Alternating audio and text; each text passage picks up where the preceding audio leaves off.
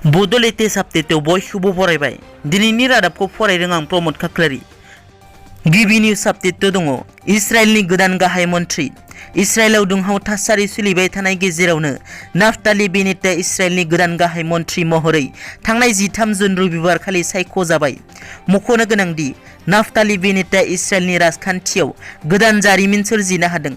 मानोना थांनाय गोलाव सम गाहाय मन्थ्रि महरै बिबान लाबोनाय बेन्जामिन नेतान्याहुखौ मोनसे भटनि फारागथियाव फेजेननो हानानै नाफ्ताली बेनेटआ इजराइलनि गाहाय मन्थ्रि महरै सायख'जादों। नैथियाव दङ 30 जुनाव पेन कार्ड आरो आधार कार्डनि लिंक खालामनाया जोबथा जागोन। पेन कार्डजों आधार कार्ड लिंक खालामनाया फैगौ बहिथि दाननि 30 जुनाव जोबथा जागोन। नोंथांमोना जुदि 30 जुननि सिगां लिंक खालामाब्ला नोंथांमोननि कार्डआ खामानि होनाय नङा आरो गोबाव जानायनि जुरिमाना होनो नांगोन होनना फोसावनाय जादों। सिगांनि पेन कार्ड आरो आधार कार्डजों लिंक खालामनाया 30 मार्च 2021 आव थुंगेदोंमोन, नाथाय बिनि जोबथा खालारखौ बांहोना फैगौ 30 जुनसिम बांहोबाय CBDTआ। थामथियाव दङ मेट्रिक आरो HS आनजादखौ केन्सेल खालामनांगौ होनना बिजाथिफोरा जौसिन बिजिरसालिसिम सौहैदों। आसामनि मेट्रिक आरो HS आनजादखौ लानानै फरायसा फरायसुलि आरो बिमा बिफाफोरा आनजाद खुंफुंनायखौ दोनथ'नांगौ होननानै ससियेल मिडियाफोराव गोबां खावलायनाय नुनो मोन्दों। आसामनि HS आरो मेट्रिक आनजादनि बिजाथिफोरा बे समाव आनजाद खुंनायखौ बोखांनांगौनि दाबिजों जौसिन बिजिरसालिसिम सौहैदों। मख'नो गोनांदि आसामाव कर'ना भाइरासनि गाग्लोबनाया रुइनो हमदों। बेनिखायनो मेट्रिक आरो HS नि जोबथा आनजादखौ जुलाइ दाननि गेजेराव खुंनाय जागोन होनना फोरमायदों गिबि मन्थ्रि बिथाङा।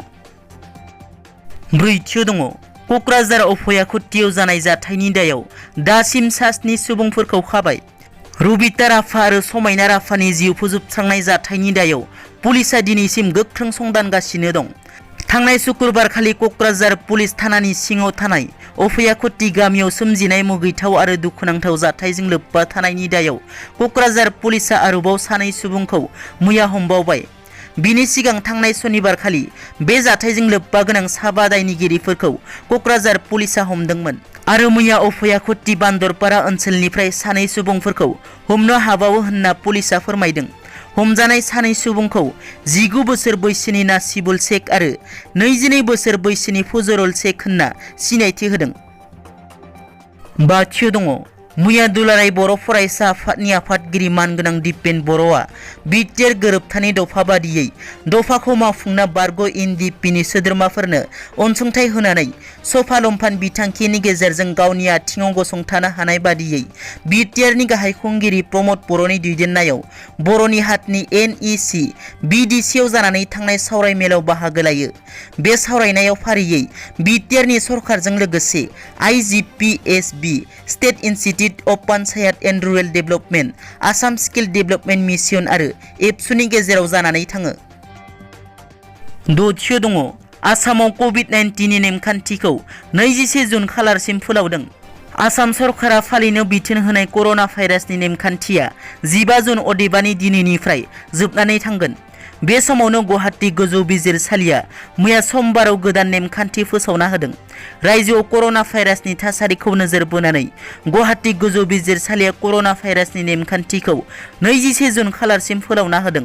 नेमखान्थि बादियै गुवाहाटी गोजौ बिजिरसालिया खायसे खामानिया हप्ता मोनसेनि थाखाय थाद'नानै थागोन। बेराफारसेथिं आसाम सरकारा रायजोआव कर'ना भाइरासनि गाग्लोबनाया रुइनायखौ नोजोर बोनानै खायसे जिल्लाफोराव नेमखान्थिखौ बोखांना होनाय जागोन होननाबो फोरमायदोंमोन। दिनैनि रादाबा एसेनोसै। नोंथांमोना जुदि आंनि चेनेलखौ दासिमबो साबस्क्राइब खालामाखै, अन्नानै साबस्क्राइब खालाम। गोजोन्थों।